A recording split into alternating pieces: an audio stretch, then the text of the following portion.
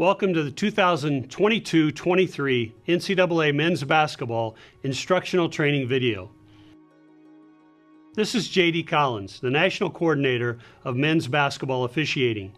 It is my honor to serve the game of basketball and work with the officiating community for the past 7 years.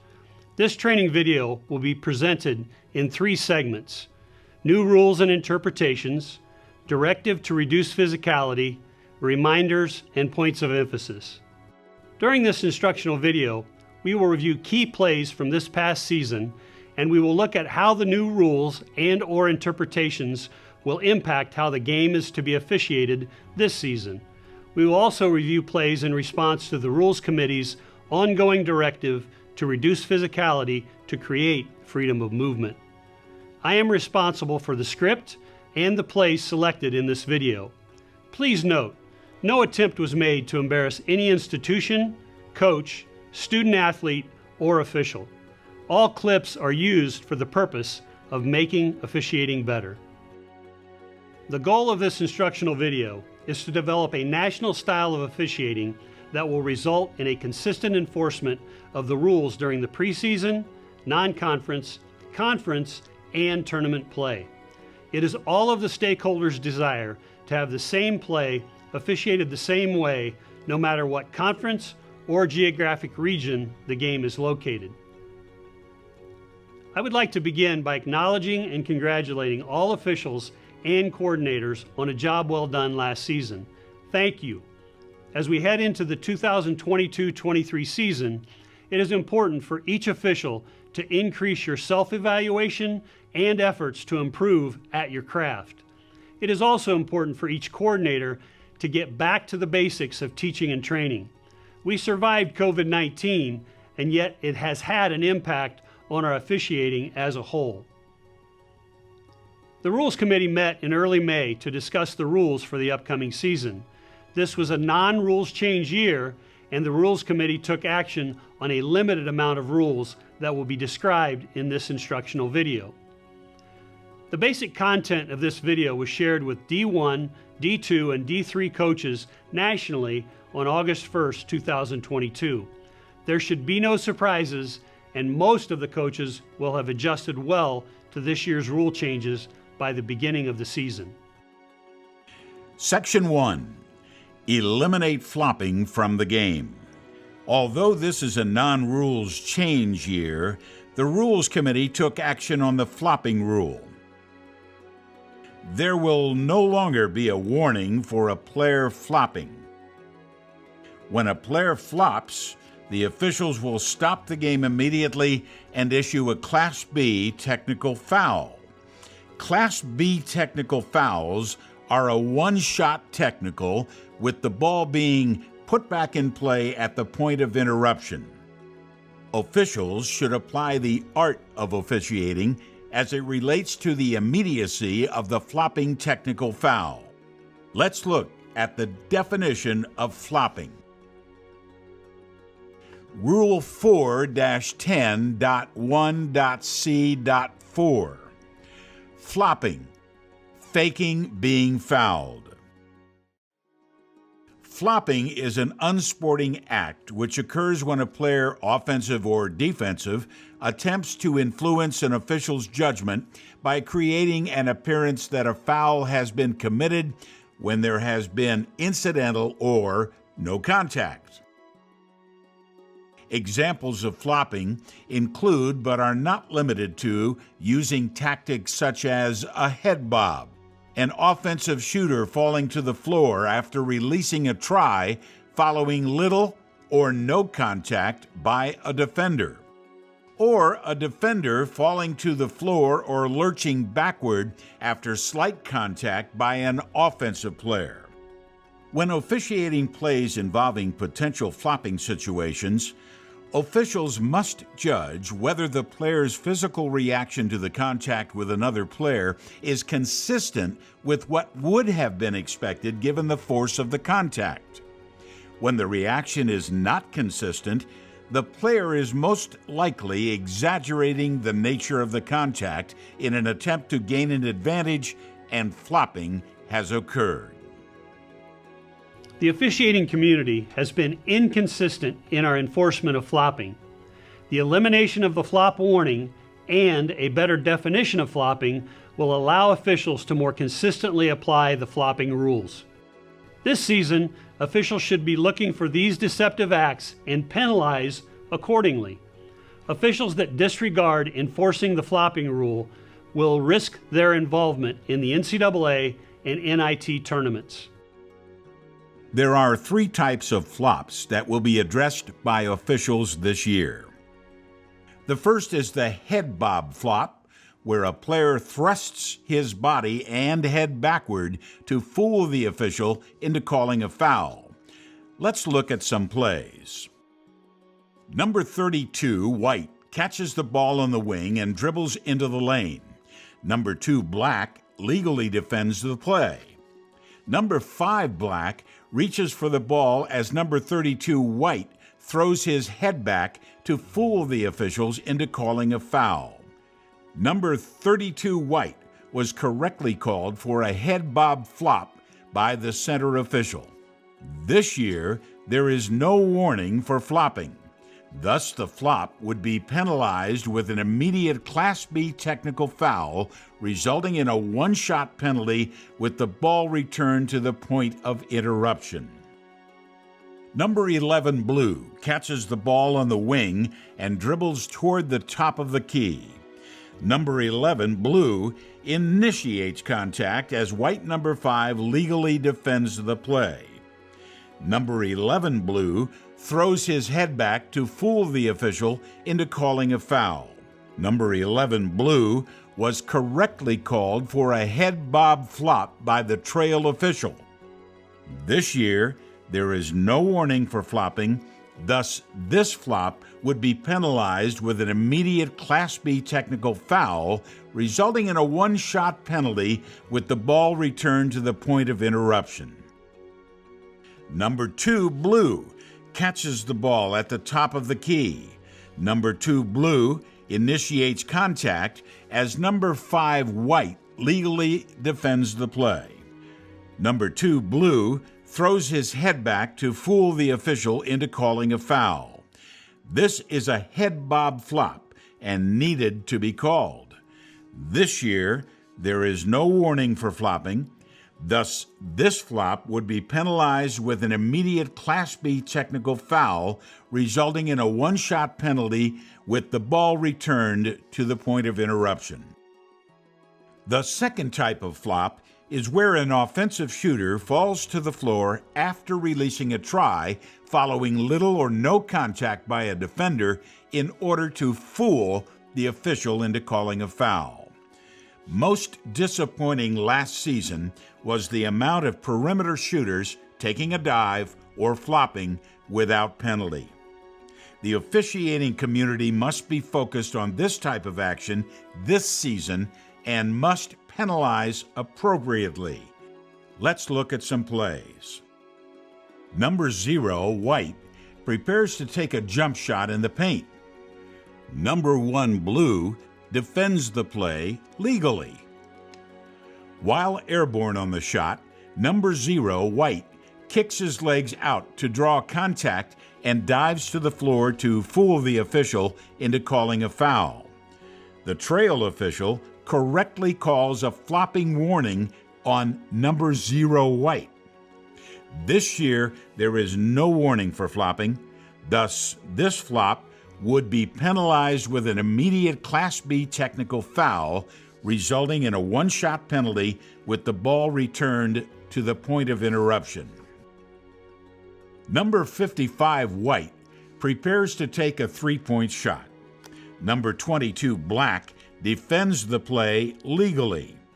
There is incidental contact to the shooter's hand.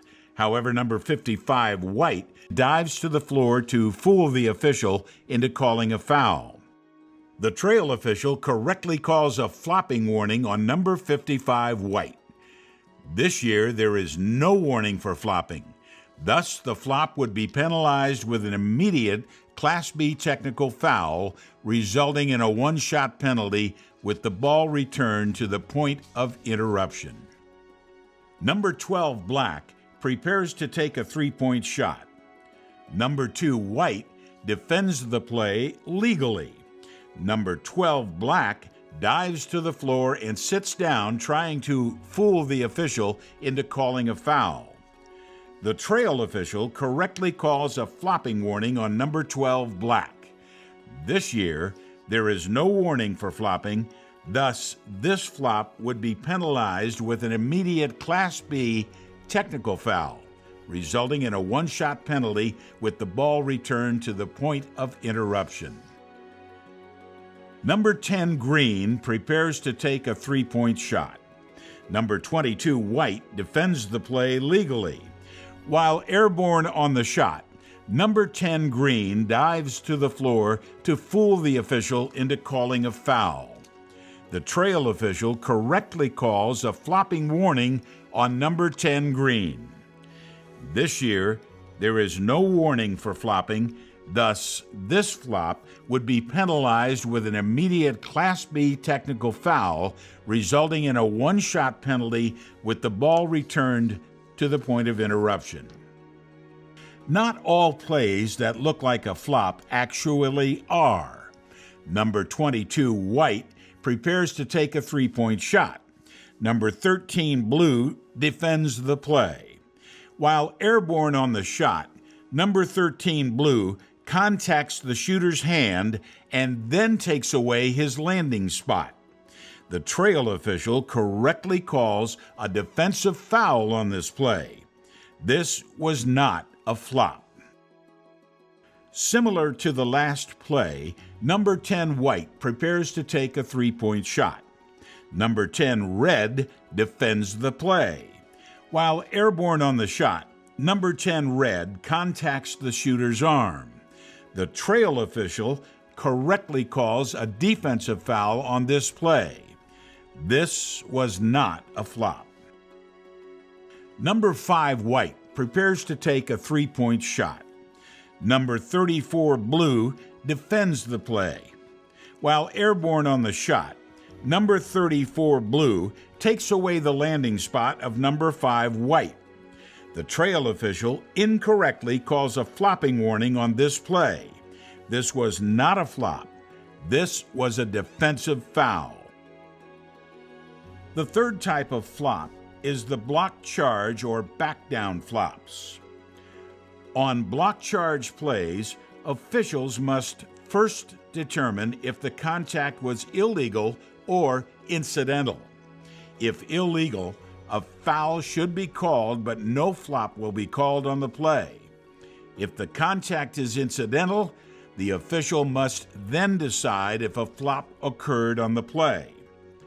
Our focus this year is not to split hairs on these plays, yet penalize offensive fouls correctly and penalize obvious flops in the paint. Let's look at some plays. As number 3, white, dribbles into the lane, he goes to, but not through, number 10, red, with his shoulder. The first bump is mutual contact and legal. On the second bump, number 3, white, moves forward toward number 0, red, but does not go through him. Number 0, red, flops on this play, embellishes the contact, and the center official correctly calls a flop on the play. This year, there is no warning for flopping, thus this flop would be penalized with an immediate Class B technical foul, resulting in a one-shot penalty with the ball returned to the point of interruption. As number 33, white, dribbles into the lane, he goes to, but not through, number 24, red, with his shoulder. The first bump is mutual contact and legal. On the second bump, number 33, white, moves forward toward number 24, red, but does not go through him. Number 24, red, flops on this play, embellishes the contact, and the lead official correctly calls a flop on the play. Number 10, white, drives to the basket and goes to, but not through, number 20, blue, with his shoulder. Number 10, white, moves forward toward number 20 blue, but does not go through number 20. Number 20 blue flops on this play. This is a flop and needed to be called. This year, there is no warning for flopping. Thus, this flop would be penalized with an immediate Class B technical foul, resulting in a one-shot penalty with the ball returned to the point of interruption. This play in transition is a little harder. Number 22 white drives to the basket. Number 11 gold establishes legal guarding position and moves legally to defend the play. Number 22 white uses his right forearm to push number 11 gold. While retreating, it does not take much contact to displace a defender. The lead official incorrectly calls a flop on number 11 gold. This is a player control foul and needed to be called. This is not a flop. This is a very similar play to the last one. Number 23 white drives to the basket. Number 5 blue establishes legal guarding position and moves legally to defend the play. Number 23 white uses his left forearm to push number 5 blue. While retreating, it does not take much contact to displace a defender. The lead official incorrectly no-calls this play. This is not a flop, it is a player control foul and needed to be called. Number 22 gold catches the ball in the post, moves toward the basket, and goes to and through number 21 white with his shoulder. This is not a flop. Number 21 white legally defended this play. This is a player control foul and needed to be called. Number 50 red catches the ball in the post, moves toward the basket, and goes to and through number 24 white with his shoulder. This is not a flop. Number 24 white legally defended this play, and the lead official correctly calls a player control foul on number 50 red. Number 25 white goes to and through number 11 black with his shoulder. This is the type of illegal action that officials should be looking for on back-down plays. The first bump is mutual contact and legal. On the second bump, number 25 white uses his body and his shoulder to displace number 11 black. Number 11 black was legal on this play. Even though number 11 black embellished the contact, this is not a flop. This is a player control foul and needed to be called. The Rules Committee approved the use of live stats to be used on the bench last season. In addition, they approved an experimental rule to allow previously recorded video and/or live video on the bench as well. Conferences will be required to submit a request to the NCAA to use video on the bench. With the passage of rules to allow video on the bench, it is worth noting that showing an electronic device to an official or pointing at the overhead video board will be considered an unsporting act that will be penalized with a Class A technical foul. Over the last several seasons, the Rules Committee has isolated 4 throw-in spots for most throw-ins in the front court. Out-of-bounds plays will result in a ball being awarded at the spot where the ball went out of bounds. Fouls or violations inside the line of demarcation will be inbounded 3 feet outside the nearest lane line. Fouls or violations outside the line of demarcation will be inbounded at the nearest 28-foot hash. The diagram on the screen is a reminder of those throw-in spots and a visual of how throw-in locations are determined in the backcourt. There is no change in rule here. We are simply offering this visual as reinforcement. The Rules Committee is adamant that flagrant fouls be called when a defender is trying to prevent a score and doesn't play the ball. In addition, the Rules Committee wants flagrant fouls called when a defender fouls a player clearly away from the ball in order to stop the clock or keep the clock from starting. Rule 4-15.2.c.1.c and D says it is a flagrant foul when C. Pushing or holding a player from behind to prevent a score. Depending on the severity of the contact and potential for injury, this type of foul could rise to the level of flagrant 2 foul. D.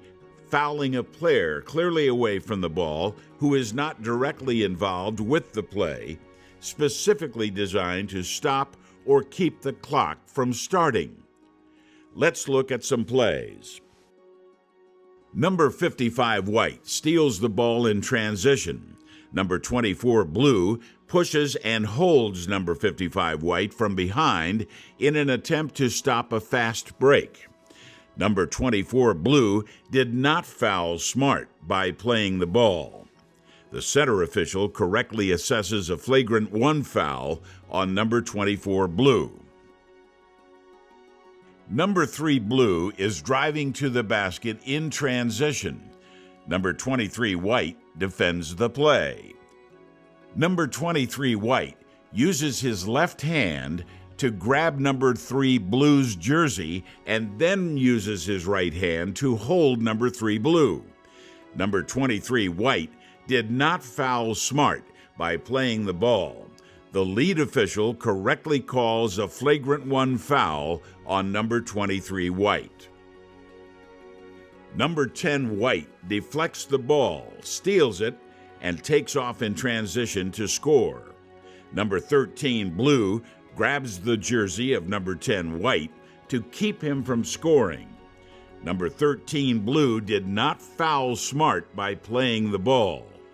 The trail official correctly calls this flagrant 1 foul. Number 4, Red, catches the ball near midcourt.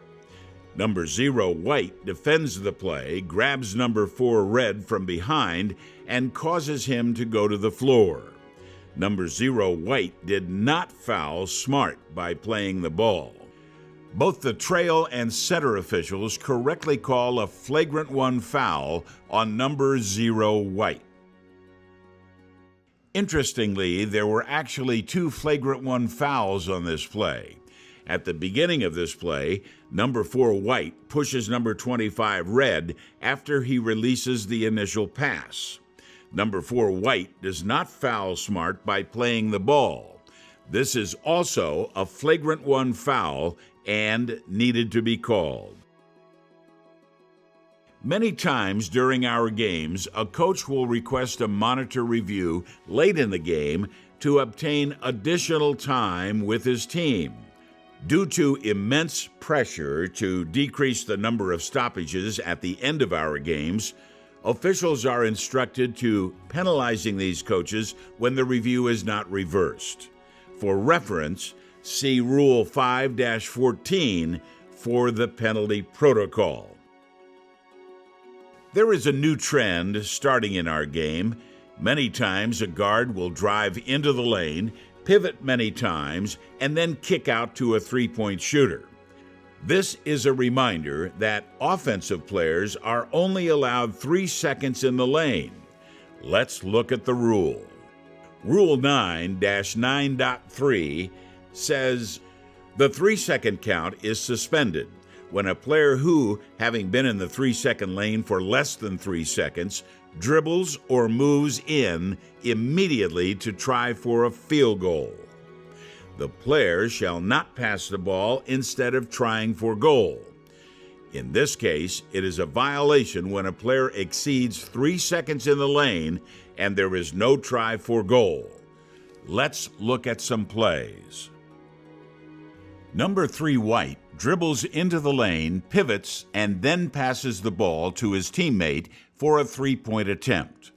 Once number 3 White enters the lane, he is allowed 3 seconds in the lane unless he is making a move to try for field goal. In this case, number 3 White does not stay in the lane for 3 seconds. Number 13 dribbles into the lane, pivots, and then passes the ball to his teammate. Once number 13 Red enters the lane, he is allowed 3 seconds in the lane unless he is making a move to try for a field goal. In this case, number 13 Red does stay in the lane for longer than 3 seconds. This is a violation and needed to be called. Number 11 White dribbles into the lane, pivots, and tries to pass the ball to his teammate. Once number 11 White enters the lane, he is allowed 3 seconds in the lane unless he is making a move to try for field goal. In this case, number 11 White does stay in the lane for at least 3 seconds. The 3-second lane violation was correctly called by the center official. Number 24 White dribbles into the lane, pivots, and tries to pass the ball to his teammate. Once number 24 White enters the lane, he is allowed 3 seconds in the lane unless he is making a move to try for a field goal. In this case, number 24 White does stay in the lane for at least 3 seconds. This 3-second lane violation was correctly called by the lead official. Number 13 Black dribbles into the lane, pivots, and tries to pass the ball to his teammate. Once number 13 Black enters the lane, he is allowed 3 seconds in the lane unless he is making a move to try for field goal. In this case, number 13 Black does stay in the lane for at least 3 seconds. This 3-second lane violation was correctly called by the center official. Segment 2, the directive to reduce physicality. While progress has been made, it is imperative that officials continue to address illegal acts. We must stay diligent throughout the season. Our call accuracy is outstanding when we blow the whistle. Our biggest area of improvement is no-call incorrects, plays where we should have blown the whistle. Commit to engaging each of the directives to reduce physicality and don't back down during the 22-23 season. The Rules Committee has directed the National Coordinator to continue the enforcement of the directive to reduce physicality to create freedom of movement. Officials are instructed to continue their efforts to reduce physicality by calling fouls on illegal actions. Additional focus will be given to 1. Rule 10-1.4, hand-checking, body bumping the ball handler. Number 2, post-play, call the first displacement foul, especially on back-down plays. 3, screening, enforce all screening rules. 4, traveling, especially perimeter and post travels. 5, eliminate flopping from the game. Enforce the rules. 6, continue to enforce all cylinder rules. 7, the consistent enforcement of bench decorum, the coaching box, and unsporting conduct rules. 8, enforce the rules. We will now look at some specific plays relative to several of the directives. Rule 10.1.4. The first directive is Rule 10.1.4, hand checking and body bumping the ball handler. Last season, the officiating community allowed too much hand checking and body checking the ball handler. The use of a defender's hands, forearms, and body to slow down their opponent's progress is a foul. We must start the season calling 10.1.4 fouls and stick with it throughout the year. The overall physicality of our game is dependent on our success in enforcing Rule 10.1.4. As number 4 white dribbles near the top of the key, number 13 blue hedges the play. Number 13 blue uses his body and reaches with his right arm to impede the progress of number 4 white. Allowing this type of defensive tactic is unacceptable. This is a foul and needed to be called. As number 22 white dribbles toward the lane, number 22 gold uses both hands and his body to impede the progress of number 22 white. Allowing this type of defensive tactic is unacceptable. This is a foul and needed to be called. Unlike the last play, this foul was properly called. Number 24 white dribbles toward the key.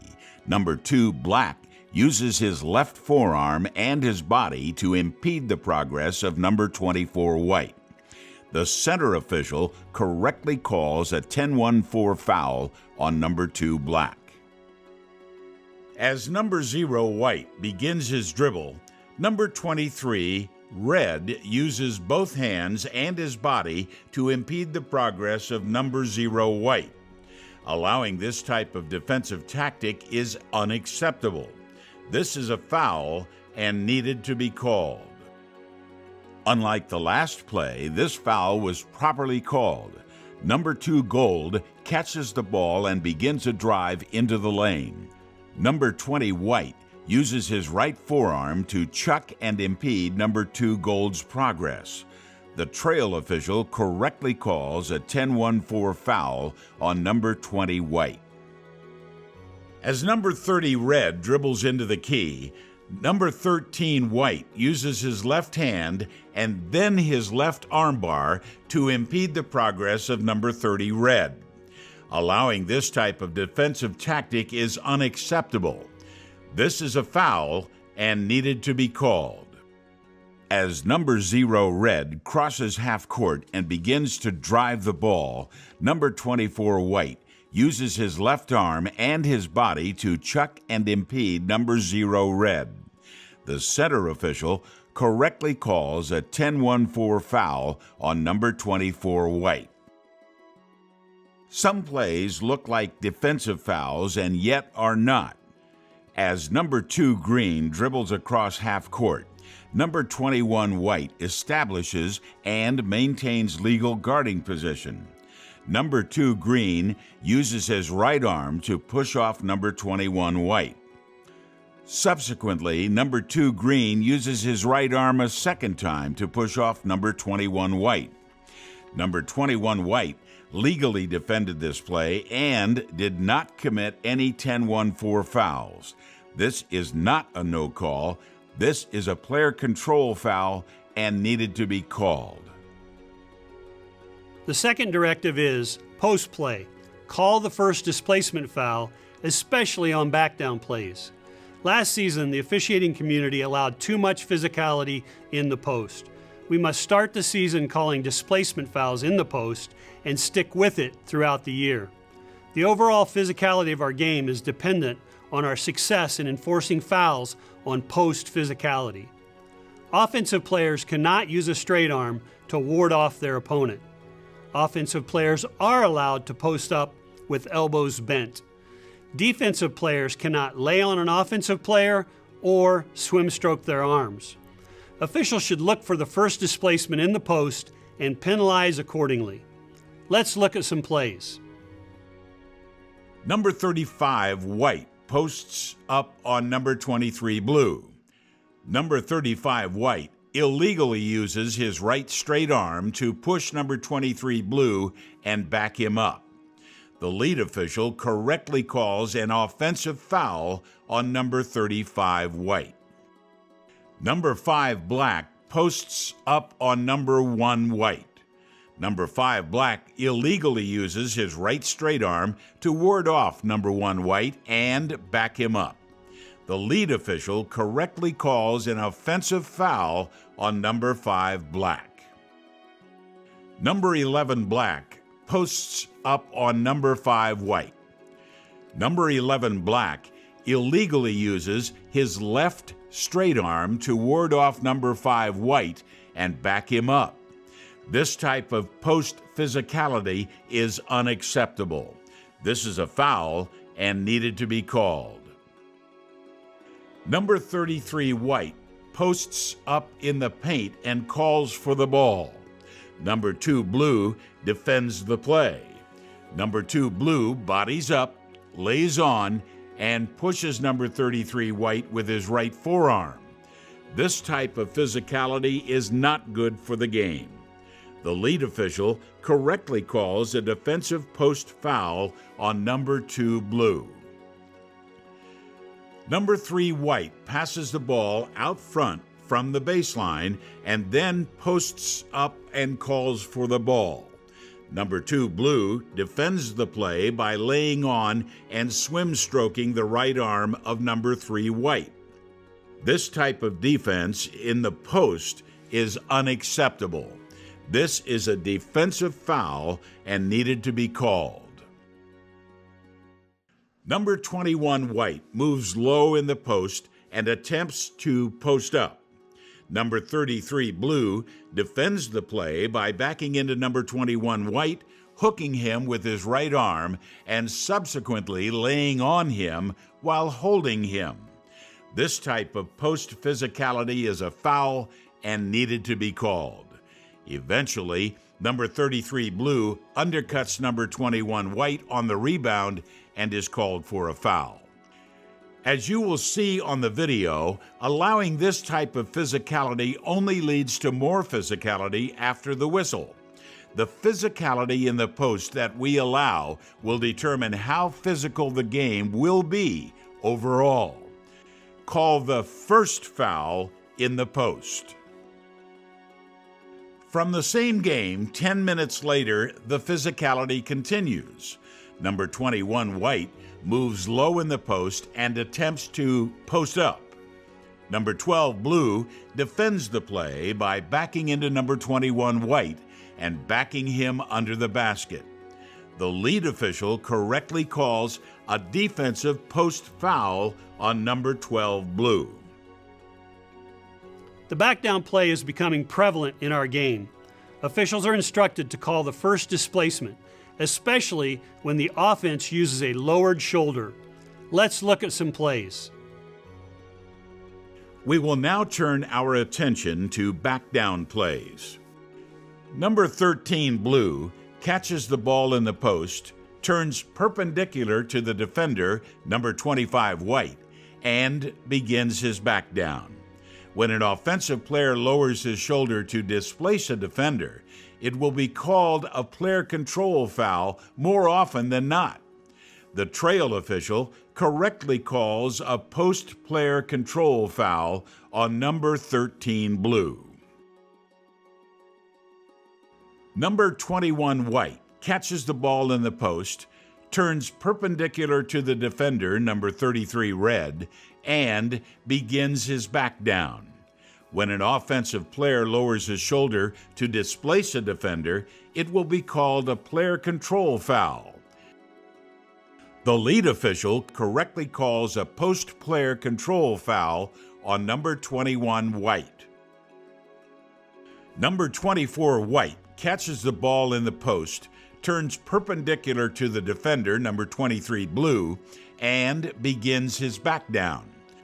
When an offensive player lowers his shoulder to displace a defender, it will be called a player control foul.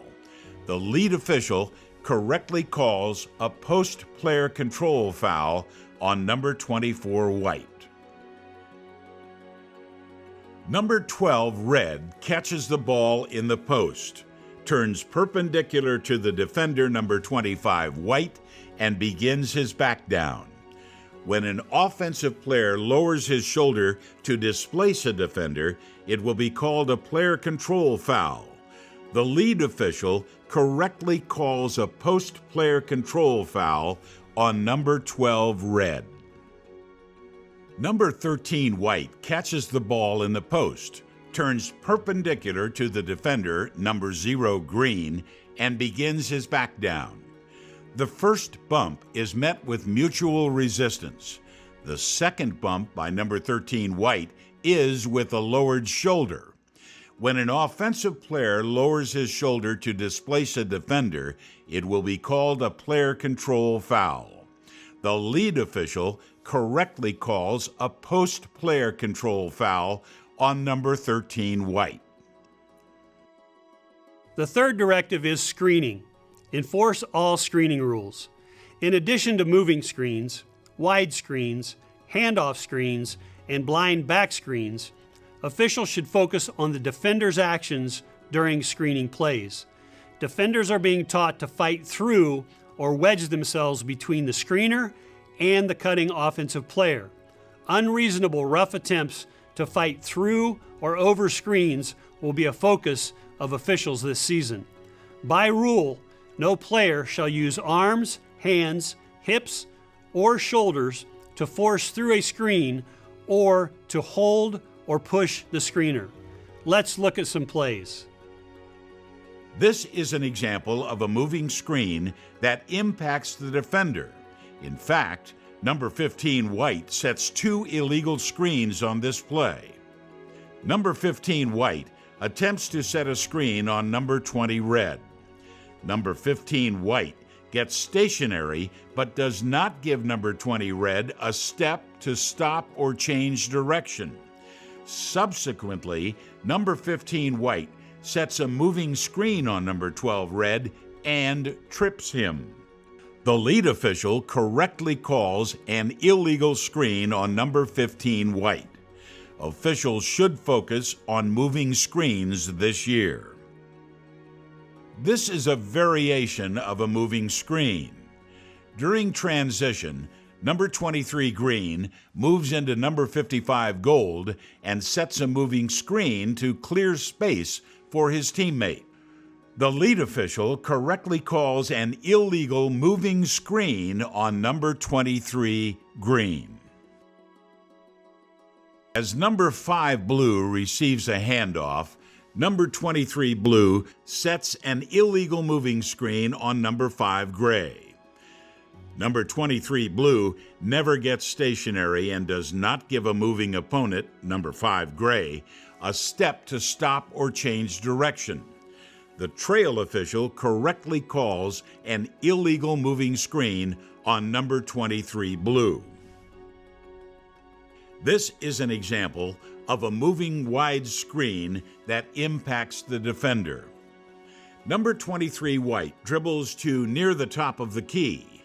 Number 15 White sets a moving wide screen on number 10 Black. Number 15 White does not give number 10 Black a step to stop or change direction. Number 10 Black runs into the leg of number 15 White and is impacted by this wide screen. The trail official correctly calls an illegal screen on number 15 White. Officials should focus on excessively wide screens this year. This is an example of an excessively wide screen that impacts the defender. Number 22 White dribbles to the top of the key. Number 32 White sets an excessively wide screen on number 13 Black. Number 13 Black runs into the leg of number 32 White and is impacted by this wide screen. This is an illegal screen and needed to be called. Officials should focus on excessively wide screens this year.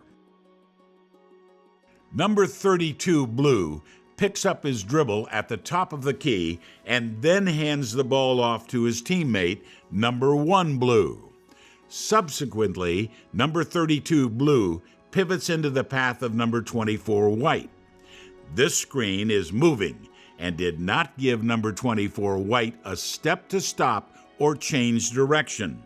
The center official correctly calls an illegal screen on number 32 Blue. Number 23 White attempts to hand off the ball to his teammate near half court. Number 23 White then picks off the player in red. This screen is moving and did not give the player in red a step to stop or change direction. The center official correctly calls an illegal screen on number 23 white. Similar to the last play, as number 5 white catches a pass and prepares to shoot a three-point attempt, number 0 white sets an illegal moving wide screen on number 13 red. Number 0 white never gets stationary, is excessively wide, and does not give a moving opponent, number 13 red, a step to stop or change direction.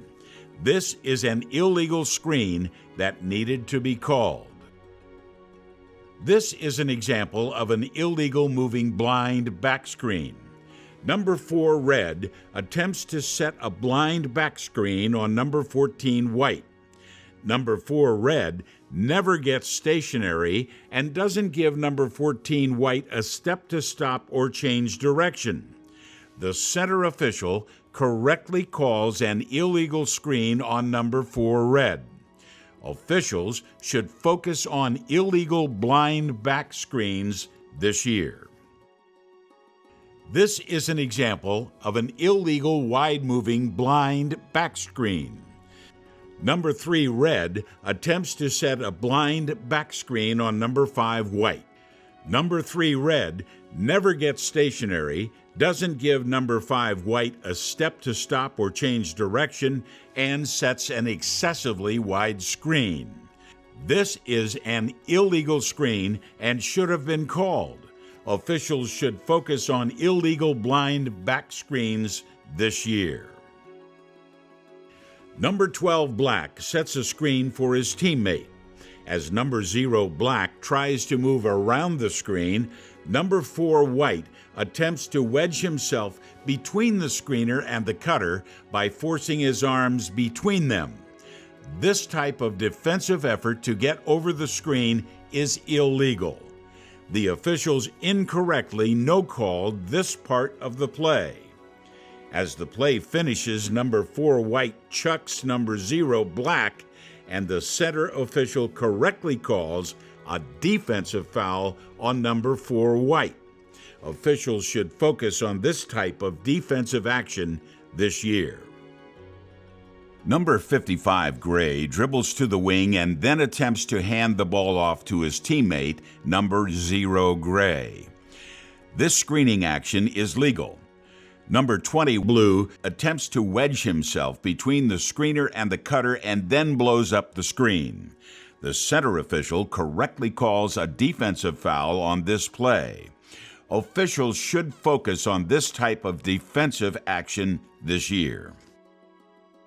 Number 24 black passes the ball to his teammate, then cuts to the basket. Number 5 black sets a legal screen on number 12 white. Number 12 white runs into and through number 5 black. This type of defensive blow-up is illegal. Both the trail and lead officials correctly call a defensive foul on number 12 white. The fourth directive is traveling, especially perimeter and post travels. By interpretation in May of 2021, the Rules Committee supported an approved ruling that states, on plays where the location of the foot at the time of ending the dribble is uncertain, the benefit of the doubt should rest with the dribbler having made a legal play by ending his dribble with 2 feet on the floor. In addition, on a step-back move, if the feet land at approximately the same time, it will be considered a legal move. This interpretation has led to more consistency by officials. The approved ruling does not make all step-back moves, spin moves, and Euro steps legal. Egregious exaggeration of any of these moves can result in a traveling violation. Note, this change will make the vast majority of these moves legal plays. Let's look at some plays. Number 2 red drives toward the top of the key, plants his left foot, his pivot foot, jumps back to his right foot, and then his left foot and shoots a jump shot. This play is considered legal because his feet landed at approximately the same time. In addition, number 2 red picks up a shooting foul in the process. Unlike the last play, this double step back is egregious. Number 23 black establishes his left foot as his pivot, switches to his right foot as his pivot, and then steps back into a jump stop. This jump stop was illegal and needed to be called a travel. Number 2 white dribbles into the lane, makes a spin move, and finishes with a try at the basket. It is extremely difficult to determine when number 2 white picks up his dribble in live speed. The benefit of the doubt will rest with number 2 white having possessed the ball while in the air, thus making this spin move legal. Number 11 blue dribbles toward the lane, makes a Euro step move, and finishes with a try at the basket. It is extremely difficult to determine when number 11 blue picks up his dribble in live speed. The benefit of the doubt will rest with number 11 blue having possessed the ball while in the air, thus making this Euro step move legal. Coaches often ask, what does a legal jump stop look like? To further clarify legal jump stop moves, a player may catch the ball while off the floor, land on 2 feet, and either foot may become the pivot. Let's look at some jump stop plays. Some are legal and some are not. Number 13 white dribbles from the wing toward the baseline. Number 13 white jumps off his left foot, catches the ball in the air, and then lands on both feet. Since number 13 white caught the ball in the air, either foot may be his pivot. In this case, he pivots on his right foot and then makes a successful attempt. Number 13 white executes a legal jump stop and scores. Number 21 white dribbles from the wing into the lane. Number 21 white jumps off his right foot, catches the ball in the air, and then lands on both feet. Since number 21 white caught the ball in the air, either foot may be his pivot. In this case, he pivots on his left foot twice and then makes an attempt that gets blocked. This is a legal jump stop. Number 1 white dribbles into the lane. Number 1 white jumps off his right foot, catches the ball in the air, and then lands on both feet. Since number 1 white caught the ball in the air, either foot may be his pivot. In this case, he pivots on his right foot and then makes a successful attempt. This is a legal jump stop. Number 13 white dribbles from the wing into the center of the lane. Number 13 white jumps off his right foot, catches the ball in the air, and then lands on both feet. Since number 13 white caught the ball in the air, either foot may be his pivot. In this case, he pivots on his right foot and then makes a successful attempt. Number 13 white executes a legal jump stop and scores. When a player picks up the ball while having a pivot foot on the floor and then lands on 2 feet, neither foot may be used as a pivot. This is an example of an illegal jump stop moving forward. Number 2 blue drives to the basket, picks up his dribble with his right foot on the floor as his pivot foot, and then jumps to 2 feet. At this point, he has performed a legal jump stop. Subsequently, number 2 blue takes a step with his right foot. This now becomes an illegal jump stop and was correctly called by the trail official. This is an example of an illegal jump stop moving forward. Number 0, red, drives to the basket, picks up his dribble with his right foot on the floor as his pivot foot, and then jumps to 2 feet. At this point, he has performed a legal jump stop. Subsequently, number 0 red takes a step with his right foot. This now becomes an illegal jump stop and was correctly called by the center official. This is an example of an illegal jump stop moving forward.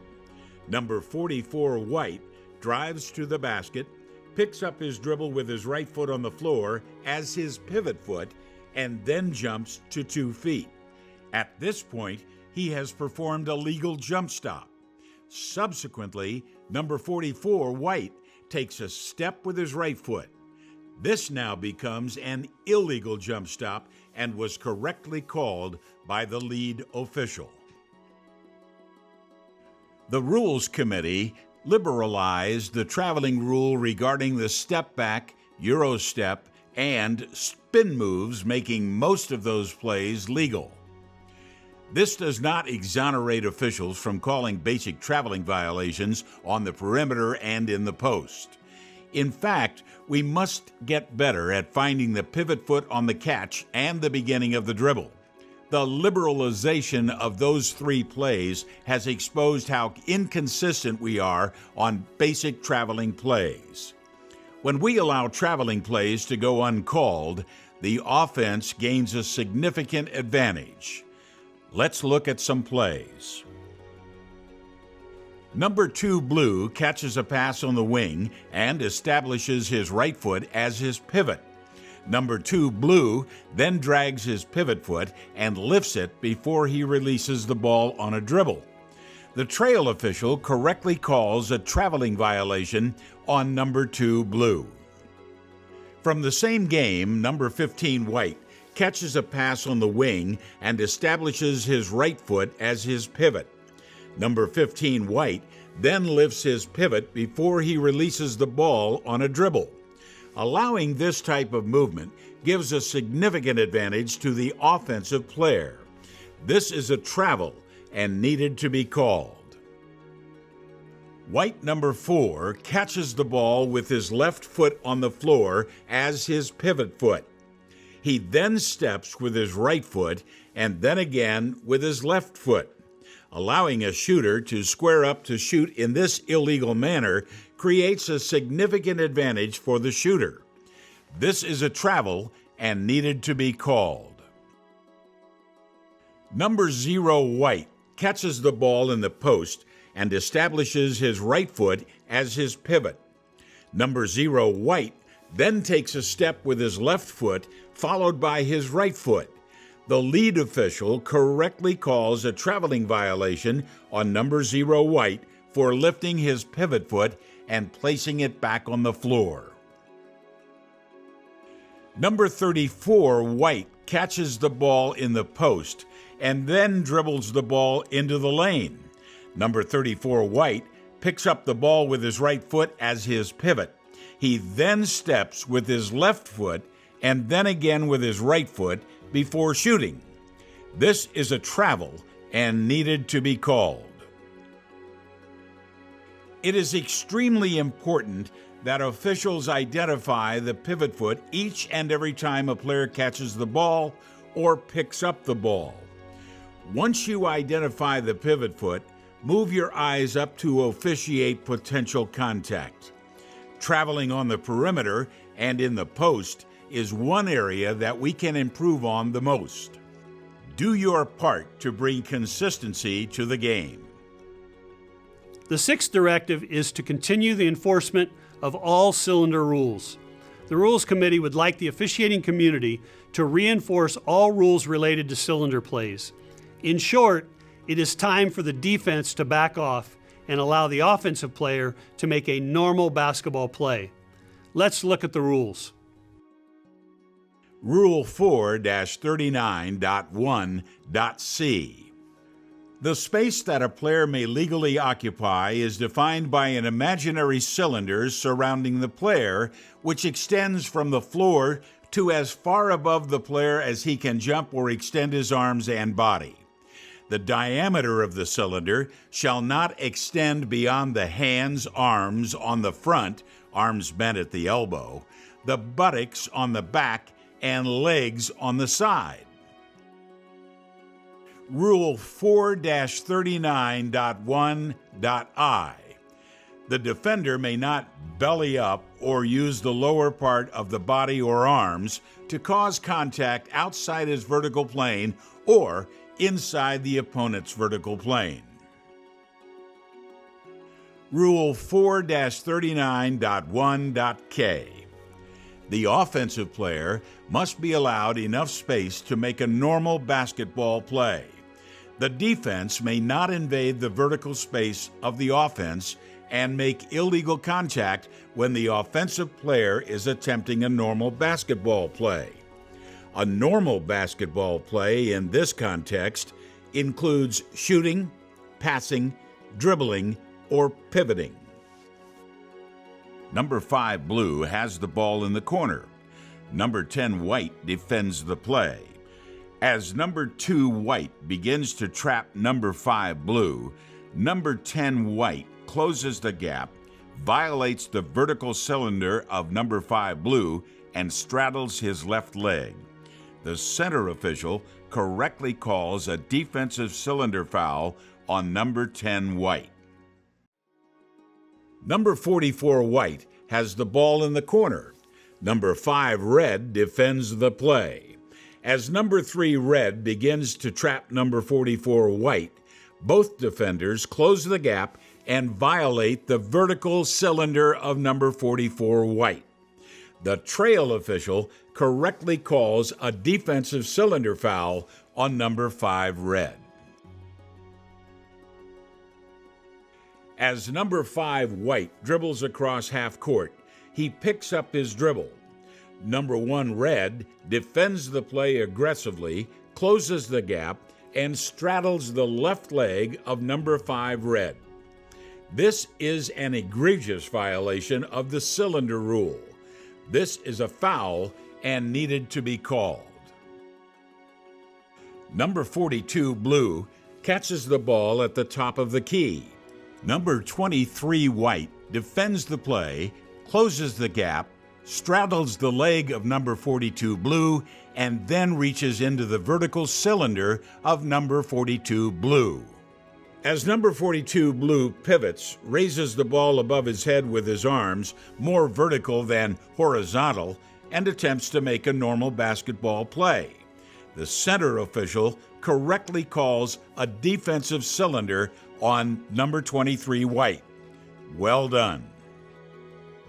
The 7th directive is the consistent enforcement of bench decorum, the coaching box, and unsporting conduct rules. Bench decorum and unsporting behavior continues to be a concern nationally. We must focus on consistently applying the decorum rules during the 2022-23 season. It is imperative that officials consistently apply the bench decorum rules each and every night. We also have to remember that coaches are allowed to spontaneously react to plays. Officials are instructed to be approachable and communicate effectively. When coaches go too far, issue a technical foul. Officials should not make this personal. The net result of bad behavior by a coach is 2 shots for unsporting behavior and 1 shot for coaching box violations. Let's all work to make the optics of bench decorum and unsporting behavior better in 2022-23. The 8th directive is enforce the rules. This is a slight variation to the previous year's directive of call the rules as written. The Rules Committee understands the need for both art and science in officiating. This small change is good for the game, but should not be used as a crutch. From a practical viewpoint, that means if you're an official that says, "I'm not calling that, I don't like that rule," you are hurting the game, your partners, and yourself. Remove the apathy from your approach, ride for the brand, and enforce the rules. We have a great game and need you to do your part. Segment 3, updates and reminders. Player control fouls and legal guarding position. Some coaches and many members of the media believe that there is a prevailing thought that officials are calling more player control fouls than blocking fouls. In order to understand this development, we must first look at the defender's responsibility regarding legal guarding position. Let's look at some of the rules regarding establishing and maintaining legal guarding position. Rule 4-17, Guarding. Article 4, to establish an initial legal guarding position on the player with the ball. A. The guard shall have both feet touching the playing court. B. The guard's torso shall face the opponent from any direction. C. No time and distance shall be required. D. When the opponent with the ball is airborne, the guard shall have established legal guarding position before the opponent left the playing court. In layman's terms, the defense must establish legal guarding position by placing 2 feet on the floor facing his opponent. Subsequently, the defense may move laterally or obliquely to maintain that legal position. The defense cannot move forward into the dribbler. This play is an example of 2 defenders establishing and maintaining legal guarding position. Number 1 red dribbles from half court down the lane. Number 5 white establishes legal guarding position above the top of the key. Number 5 white is entitled to move laterally, shown by the blue line, or in any direction behind him, or obliquely. Number 5 white meets all of the criteria for legal guarding position. Number 0 white, defending a player with the ball, establishes 2 feet on the floor facing his opponent prior to number 1 going airborne and contact. Number 0 white is rewarded as the center official correctly calls a player control foul on number 1 red. Both defenders were legally defending this play. This play is an example of the defense establishing and maintaining legal guarding position. Number 20 white establishes legal guarding position with both feet on the floor at the top of the key. Number 20 white is then entitled to move laterally, shown by the blue line, or in any direction behind him or obliquely. Number 20 white meets all of the criteria for legal guarding position and is rewarded as the center official correctly calls a player control foul on number 15 gray. This play is an example of the defense establishing and maintaining legal guarding position. Number 12 white establishes a legal guarding position with both feet on the floor just inside the three-point arc.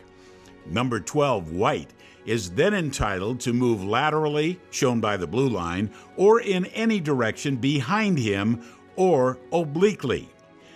Number 12 white meets all of the criteria for legal guarding position and is rewarded as both the trail and lead officials correctly calls a player control foul on number 11 blue. This play is an example of a defender arriving prior to the offensive player leaving the floor. Number 20 white drives down the lane and leaves the floor on a shot attempt. Number 2 blue defends the play and gets 2 feet on the floor facing his opponent prior to number 20 white leaving the floor.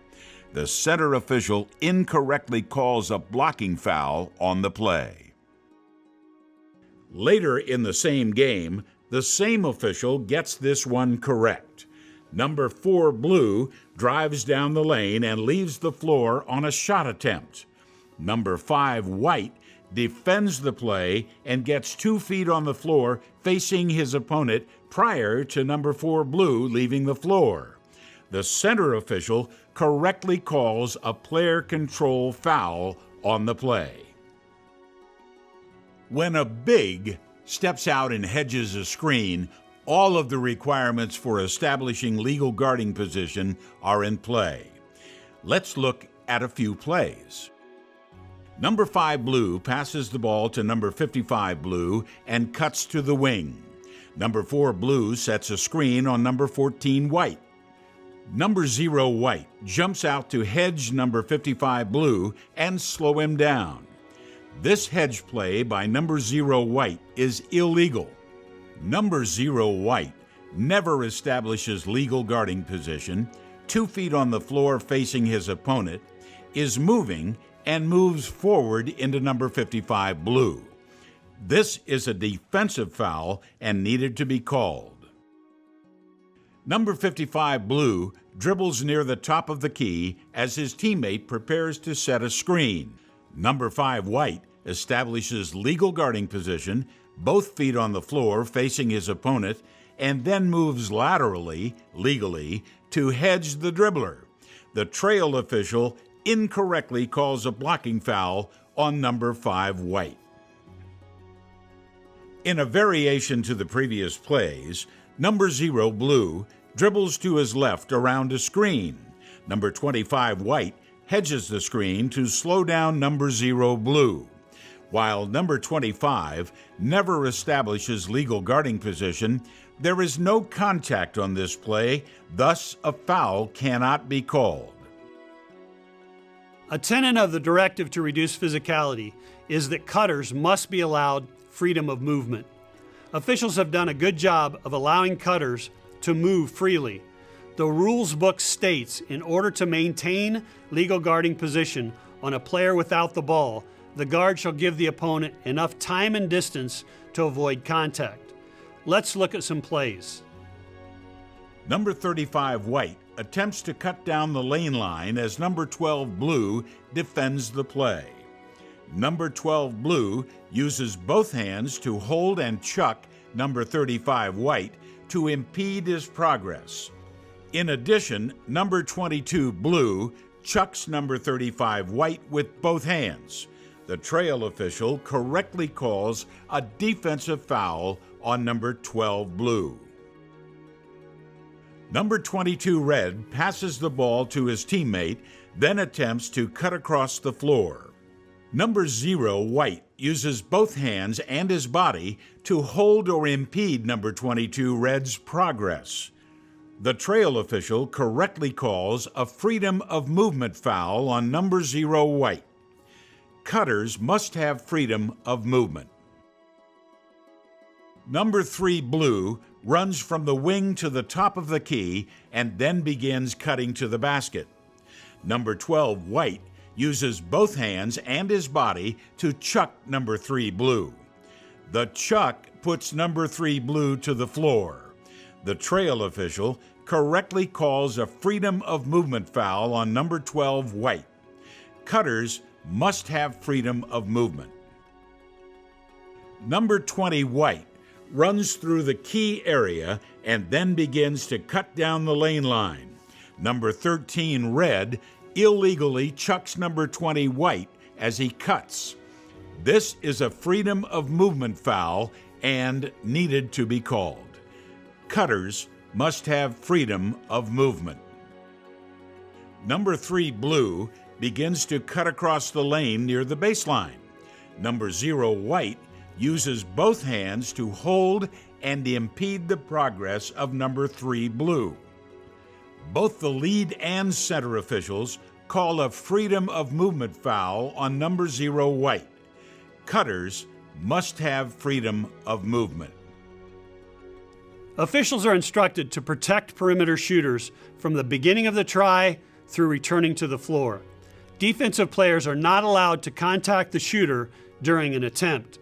Defensive players are not allowed to encroach on the shooter such that the shooter has no landing spot. Number 25 red runs around a screen, catches a pass, and attempts a three-point shot. Number 1 gold defends the play. Number 1 gold elbow tips number 25 red during the try. The trail official correctly calls a defensive shooting foul on number 1 gold. Defensive players are not allowed to contact the shooter during an attempt. Number 1 white catches a pass on the wing and attempts a three-point shot. Number 5 blue defends the play. Number 5 blue moves toward number 1 white, contacts his body during the shot and takes away number 1 white's landing spot. The trail official correctly calls a shooting foul on number 5 blue. In addition to protecting shooters, it is equally important that offensive players not be allowed to unnaturally kick out their legs in an attempt to draw a foul. Officials are instructed to call offensive fouls on egregious leg kickouts by the offensive player during shot attempts. We must penalize the offensive player when a leg kickout impacts the defender. Number 2 white dribbles to the wing and attempts a three-point try. Number 30 black legally defends the play. Number 30 black would not have contacted number 2 white had he not unnaturally kicked his leg forward and to the left. Officials should note the quickness and direction of the leg kick by number 2 white. The trail official, in good position, correctly calls a player control foul on number 2 white. While the trail got this play right, it would have been helpful for the trail official to place his hand behind his head, indicating to his partners that he called a player control foul on the play. Number 23 gray catches a pass in the corner and attempts a three-point try. Number 5 black legally defends the play. Number 5 black would not have contacted number 23 gray had he not unnaturally kicked his leg forward and to the right. Officials should note the quickness and direction of the leg kick by number 23 gray. Number 23 gray fooled the official on this play. This is not a defensive foul. In fact, if there is a foul on this play, it should have been called against number 23 gray. Number 5 white catches a pass on the wing and attempts a three-point try. Number 0 blue legally defends the play. Officials should note the quickness and direction of the leg kickout used by number 5 white to draw a foul. This leg kickout did not negatively impact number 0 blue. Thus, the trail official correctly ruled this leg kickout a no call and then issued a flop warning on number 5 white. Well done. When a goaltending or basket interference play happens in the last 2 minutes and the officials use instant replay to review the play, Rule 11-2.1.c.1.e now says, when the official's decision is confirmed by instant replay review, the game clock shall be reset to the time remaining when the violation occurred. When the instant replay review indicates that no violation occurred, the game clock shall be reset to the time the official thought the violation occurred. This instructional training video is intended to be the beginning of the learning process for the 2022-23 season. If viewed in conjunction with the bulletins and rules interpretations that are made throughout the season and posted on the NCAA men's basketball website, we will increase the possibility of calling the same play the same way during each segment of the season. A consistent approach by officials nationwide will only enhance the value of each and every official. Have a great season. You are a very important part of the game. As stated earlier, remove the apathy from your approach, ride for the brand, and call the rules.